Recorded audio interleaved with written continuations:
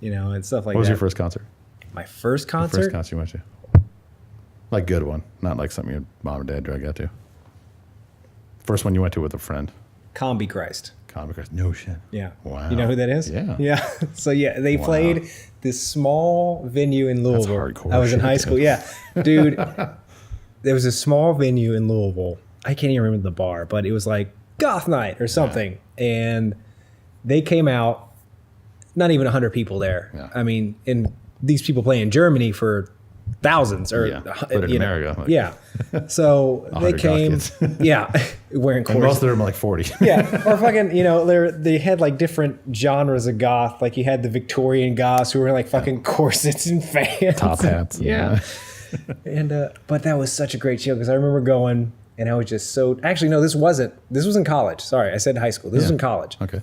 And I went with a group of friends and they, I had one friend, Justin, who had never been in a mosh pit before. And I've been in one a couple times, but nothing serious. But I'm like, just go for it, man. So the small show, again, maybe 50 to 100 people in the area, and only a couple who were wanting to mosh. Yeah. And you could see them too, because they're like just bouncing around, and they're looking, they're ready. And then one, I remember it was I'm pretty sure the dude was Mexican and or Hispanic in some way, and he just he started like doing his finger in a circle. He's like, let's do this. And he just started running in a circle and people kept joining and we just started going and it was great. And then at the very last second, because I saw my friend Justin on the corner of the pit.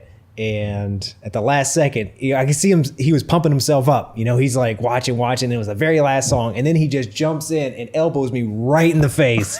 I almost got knocked out. And so we finished and I was like, dude, in a way that only a friend can do. Yeah. He's like, dude, you elbowed me in the face. He's like, holy shit, was that you? He's like, I just remember hitting something really hard. That was your face, huh? Yeah, it was my face.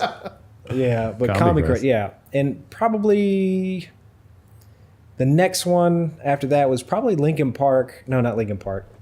Because it was on what was the tour that they used to do? I can't remember, but it wasn't Linkin Park. It was Papa Roach. Okay. Papa Roach, Buck Cherry, and Hinder. Buck Cherry was okay. Hinder fucking sucked. They got booed off. I mean, they were drunk. They were just fucking terrible. But Papa Roach, man, they fucking killed. It was amazing. Yeah. Oh my gosh, that was great. Wow. And the best concert that I've ever been to, not in my adolescence, was the Ukulele Orchestra of Great Britain. Fascinating. Yeah.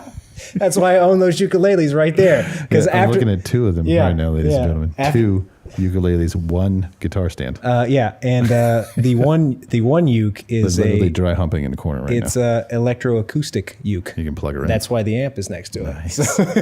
When you want to shred some dude. Hit the overdrive. Well, some of the best musicians I've ever seen. We saw them in Pennsylvania, and it was great. Say the name again. The Ukulele Orchestra of Great Britain. Fascinating. Yeah, dude. It was a great concert. They played Metallica on ukes, and they were fucking shredding. It was insane. You're that kind of nerd then. I'm into everything, man. That's quirky. I just like poking the bubble of these different little areas of life, and just you're being happy now. Yeah, being happy now. Yeah. Just trying whatever. Yeah. So they were great. They were really, really great. Yeah. My first concert was 1995, Nine Inch Nails. In an arena. At the height of their post-Woodstock legendariness. Damn. And I was I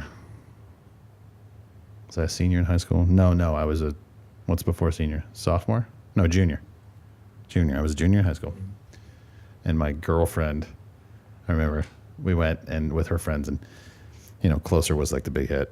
Mm-hmm. And she, Closer starts and of course she's like wanting to like make out and stuff. And I'm like, just kind of like, touching her, but like looking over the top of her head. Yeah. I was like, I'm really interested in this show. I know you want to make out and everything right now, like everybody else is, but like I just want to watch this show. I really like the music. yeah, it's great. Yeah, I like it. So could you duck down a little bit? That's great. But yeah, that was my first show. That was a good one. That was a great show. It was them, and in such a '90s way, the Jim Rose Circus sideshow was the opener. Yeah. Guy lifting, cinder blocks with his penis. And Oh man, that's great. Yeah. Oh, first. so That was great. like right in the deep end. Yeah, that is awesome. I've been a deviant ever since. Yeah, that's Comic Christ, that's funny that you mentioned that. yeah. They were great. Yeah. I got a picture somewhere. Oh, the lead singer's big too. Like Yeah. he's a tall dude. He's like probably a foot taller than me. What's I'm his name? 5'10". Do you know the guy? The I- name? He's like a famous Yeah, in that community. yeah. Like I don't remember his name, but I remember standing next to him. He's fucking big. Yeah. Like I'm average. I'm 5'10", but he was close to a foot taller than me. Oh wow. He's a big dude. Wow. Yeah, it was great. Yeah. So great. So why'd you leave the National Guard? I You really made it wanted to sergeant. I really wanted to smoke weed. Really? So, no. So we got I had to hide it a lot. yeah. I mean I was a chaplain's assistant. yeah. I mean it's a plus. Yeah. Actually, that's a lie. I haven't smoked weed since I got out, and I'm actually very disappointed because that was one of the things I was like, I'm going to do this as soon as I get out. And it's been 2 years, and it's like, fuck. I'd skip anybody smoke weed. Yeah. But so it was getting close to the end of my contract, and it could have gone a couple different ways. I mean, do people make a life out of the National Guard? Oh, absolutely. Yeah. Oh, yeah. Yeah, you can make a career out of it. You can get a full-time job, just like the regular Army. Wow. It just depends on what you do. But so for close to 2 years, I was doing something called RSP, which is a recruit sustainment program. And that's a program that the National Guard has where people who first enlist, they sign up and they wait whatever period of time that they have to wait before they go to basic. They go to drill once a month, and we teach them the stuff that they're going to learn in basic ahead of time. So that way, when they get there, they're not clueless, and fucking up everything. Noobs. So, yeah, noobs. And so I was the cadre on that for about 2 years. And I was helping a recruiter, and I was going to become a drill sergeant. And that's like a dream job for most people. So For you? oh yeah, I would have loved it. Yeah, I would have loved it, especially being a chaplain's assistant. It was such a great mix. No kidding. Yeah. I wouldn't know what to think. Yeah, yeah. So Is he going to yell at us? Is he going to pray for us? What's he going to do? yeah. And it was great. So for the longest time, they're like, yeah, we're going to send you to drill sergeant school, and it just never happened. And it was like a year, maybe close to 2 years left on my contract. And I'm like, look, if you still want to send me, I'll go. But when my contract's up, because I knew my wife was going to get her PhD, and we didn't know where we were going to go after that. We didn't know where she was going to get a job. So I said, I don't want to commit to anything because I don't know where I'm going to end up, So This is in Pennsylvania? yeah, this is in Pennsylvania. And they said, we really need someone who can commit and stay here for the next, 5 or 6 years. And I said, okay, that's not going to happen. I still helped out with the program. And then around that time, my chaplain actually moved to Florida. So they made me the acting chaplain at the battalion. And so I did that until we moved here. And I still had, I forget how many months I had left, but they just kept me on the books until my contract ran out. Because I made up extra time there. I went to just do some bitch work pretty much to make up for the time that I would have missed while not being there. And that was it. So now I'm just kind of waiting, especially with the current political situation. It's like, if we were going to go to war under Trump, I don't know if I could have supported that, just because I don't really like the guy. And I was like, okay, I didn't really like Hillary either, to be perfectly honest. It was... You're pretty much like everyone else. Yeah, it's like this Look kind at of... the election results. Yeah, it's like it kind of sucks either way. I mean, in my view, Hillary was vastly more qualified, but... So it's just like the current political situation, and there's other things that I wanted to try out for a while. I got 9 years in. It will be 11 more to retirement. I'm still relatively young, so I was like, I'll take a couple years off. See what I can do. Pursue acting, which I have been doing more heavily here. Which I am an actor, in case I did not plug that yet. So professional actor, Kurt Mullins. That's the next question. Yeah. Whenever we wrap up this National Guard trip. Yeah. So I wanted to take a couple years off, smoke some weed, which I haven't done yet. And that can lead to 3 or 4 more years, and then 5 more years. Yeah. It's a gateway, Yeah, and it's one of those things. The only stipulation, and this is the only reason why I'm going to school right now, is I said if I was going to go back, I was going to become a full chaplain, and you need a degree to do that. Okay. So I'm going to school now to finish my degree, and if I do something with it, great. If not, if I join the Army again to become a chaplain, because there's, I think, 1, maybe 2 Buddhist chaplains in the Army. I know there's 1 in the Air Force, I think, now. So I would probably be a Buddhist chaplain, and that would be what I wanted to do. But yeah, that's it. Is a chaplain a specifically religious role? Is it do you have, or is it just more of a, like, do you have to have a specific religious credo to fulfill the role of a chaplain? So typically chaplains are a particular denomination. Yeah. Right. They get sponsored by a particular church. So if it's a Catholic chaplain, they're sponsored by the Catholic Church or whatever. The three main religions, Christianity, Islam, Judaism, there's plenty of chaplains in those, mostly Christian. But other than America. Right? Yeah. Other than that, there's not a lot. Okay. So their first and foremost duty is just to help soldiers. It's just to help the men and women working under them.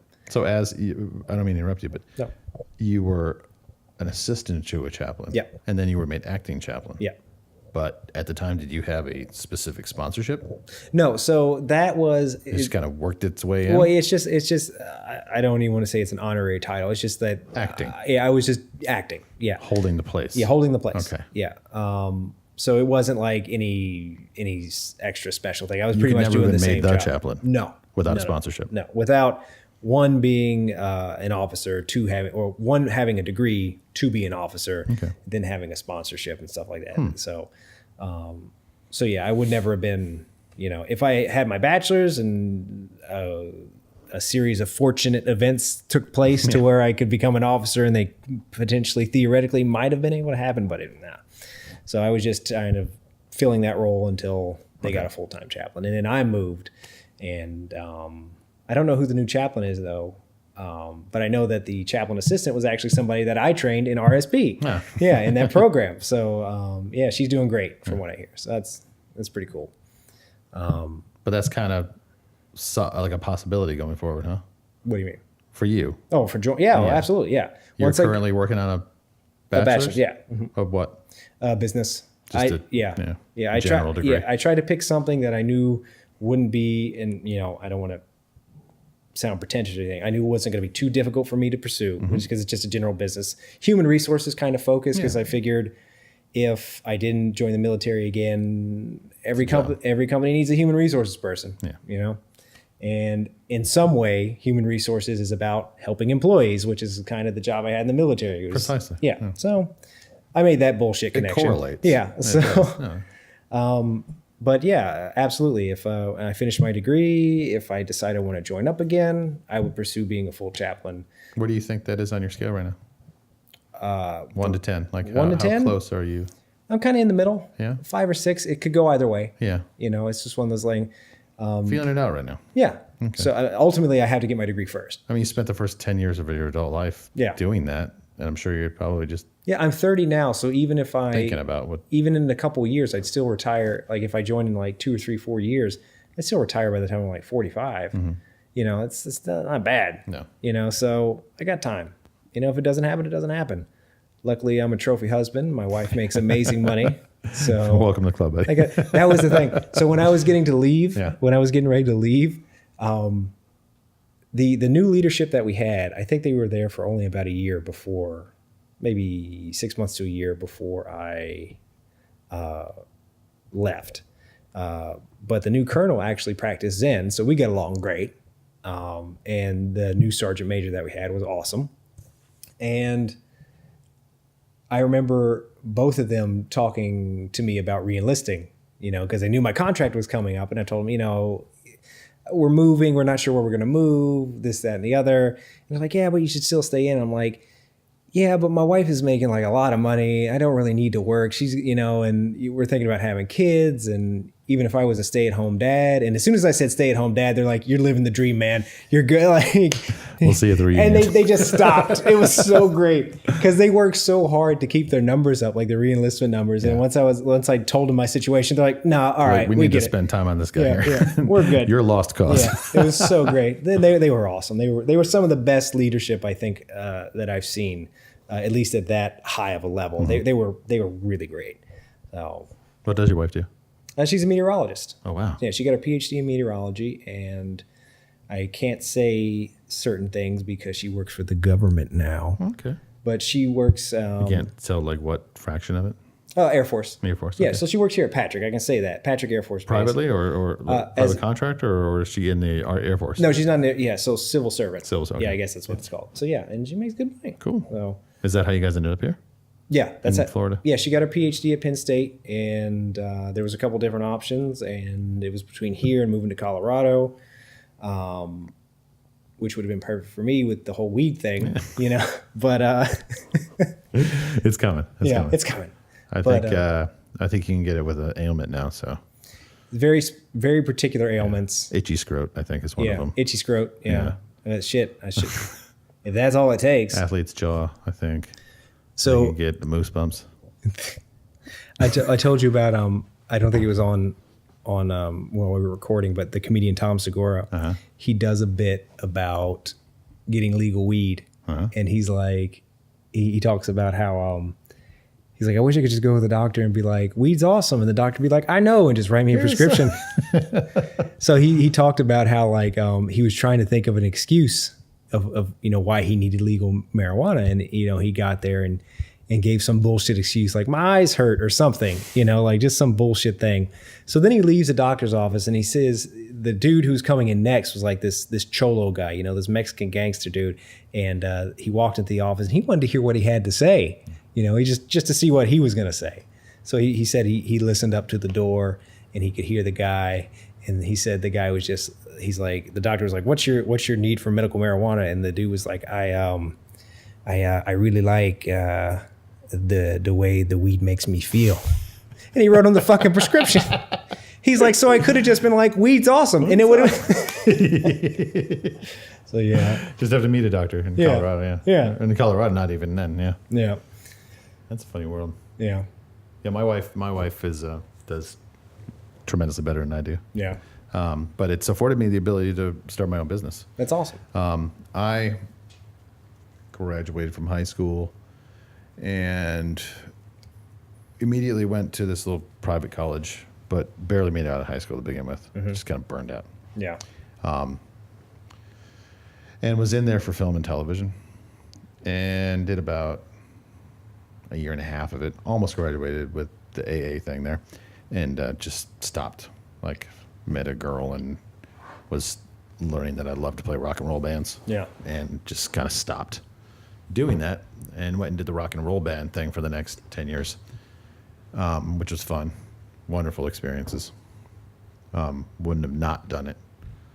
But then at the end of that, I was about 26. I'm kind of thinking like, well, this is going nowhere. Do I start another band? Yeah. Or, I don't know. Where's it going to lead me? Yeah. I'm going to be 36 and like say, okay, that band didn't start out. Didn't start again. I'm going to be 46. So, and I met my wife at that time, and she's like this anachronism. You know what anachronism is? No. It's a thing out of time. Like it doesn't belong. Oh, okay. Yeah, I've heard the word before, but I've never. Yeah. It's a antiquated word too, but she just had it together, way more than any 25-year-old girl should have had it together. And she just kind of opened my eyes to some things and got me my first big boy job at a bank. And I spent the next 10 years kind of pretending to be like a banker guy. Yeah, banker. And realized that, oh no, that's not me either. That isn't me either. So we were starting to have kids at the same time, and the crisis was happening of like, what do I want to be when I grow up? Even though I'm 30 something. Yeah. And so I was the stay-at-home dad when we had young kids. I have a 8-year-old daughter and a 5-year-old son. They're gonna be 6 and 9 soon. But when I realized I didn't want to do the bank thing anymore, I didn't want to process mortgages and do that kind of thing, I thought, well, what could I do? What could I do that is something I enjoy and utilizes my talents, which I feel like I'm good at and don't hate doing. So I said, I'm gonna start a blog because I like writing. Yeah. And I started a blog. I just started blogging about things that I enjoyed doing and observations I had. And a friend of a friend found that, and she said, oh, I work at the newspaper, and one of the guys always wants people to help him cover. He's the the local sports editor, and would you like to write for that? I said, yeah, sure, absolutely. Gigs, picked up gigs, and didn't pay much, but it was cool. It was like cool, like go out and do journalistic things. Yeah. So I would cover high school football, which I really didn't know her, but my aunt was giving me crap all the time because she's like, I always know which one you write because you use the floweriest exposition about like, guys triumphantly traipsing across the goal line. And, like nobody writes like that about football. So, especially high school football. But that guy, his name was Ed. He became kind of a mentor to me and just kind of gave me shots, No, a little bit. Speaking of shots. Thanks, buddy. There we go. That's a good mic, huh? Yeah, it is a good mic. It's crystal clear. And that, he got laid off from Florida Today during the whole, like, restructuring of journalism and downsizing, and he was there for like 30 years and got laid off. Nuts. Wow. Yeah. And he got picked up by this other new newspaper blog thing, and then I got to actually like make videos and cover things like local spotlights, on like certain business owners or things like that. But I got to do like video and write and take pictures and really start to sharpen those skills. And then that fell apart. Just because it was a sham. I mean, they're still running, but it's run by a terrible guy. Yeah. And Ed quit. He's like, I got to quit. I got to get a real job. Yeah. So he actually moved away, and now he's a managing editor of some newspaper, I think in New Hampshire. No, Maine. So I was like, okay, well, I don't want to go back to the bank. So Yeah. what can I do? And we sold our house. I'm sorry. We were buying a house at the time.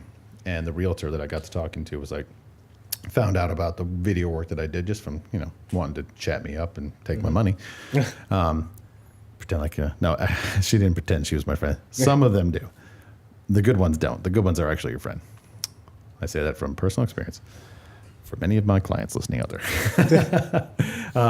But she was like, oh, you should do this. You should make videos for real estate. There's a big need. And I kind of found a niche, Hey, it's your house. Don't you tiptoe through your own house. Hold on. The wife is getting something out of the fridge. Yeah, she's opening the refrigerator right now. And, I'm gonna point the mic towards her so we can get some fridge sounds. She was tiptoeing through the back of her kitchen. I'm like, don't tiptoe through your own kitchen. It's your own kitchen. We can't hear the wave. Yeah, she's waving and tiptoeing backwards. Quiet as a mouse with an orange. With an orange. So that led to me kind of building what I do now, and I'm primarily a real estate photographer. Really? Yeah, that's what I do. That's awesome. Yeah, moving pictures. So real estate media production. So besides taking pictures, what does that entail so you do it for real estate companies? Yeah. Okay, so. Well, not necessarily. I thought it was going to be companies, but basically a realtor they're all little tiny sole proprietorships, and some of them are under umbrellas. Mm-hmm. So like Century 21 Flag Agency in Titusville is a company, but they all work independently. So like I thought I was going to be able to like get a client like a realty agency, mm-hmm. but really the only one at that place would be the broker, the person who runs the agency. Everybody else makes their own decisions. They do whatever they want to do. So you have to pretty much get every one by one. So like a Century 21 Flag in Titusville, I have like 5 or 6 clients out of their 12 agents or so. Mm-hmm. And it grows. But you have to pretty much go one by one. But it's been 3 years now, and I don't really advertise it. The phone just rings. Got a good clientele base. So do you take pictures of houses for them to put on their website, or how does that work? Well, there's a centralized web location called the MLS, mm-hmm. in particular in Brevard MLS, and it's like a repository for all the listings. So whenever an agent gets a listing, they put it into the MLS, and then it kind of shoots it out to like places like Trulia and I remember our realtor telling us about that, because he's actually the guy who runs Space Coast podcast, the facility. Yeah, his name's Jesse Hall. Okay. Remax agent and great guy. Cool. Yeah. So I remember him telling us about that. Yep. But yeah, I mean, like no 10-year-old boy ever looked up to the stars one night and it's like, if I could just be a real estate photographer someday, my dreams come true. But you couldn't ask for a better gig. Like, they don't run away. They don't move. They don't bitch. They don't. It's just a house, you know? Yeah. Most of them are empty that I shoot. And, like, I don't have to shoot weddings. That's a pain in the ass. Yeah. Every once in a while, I'll pick up video work for weddings. Like, but being a wedding photographer is... So, you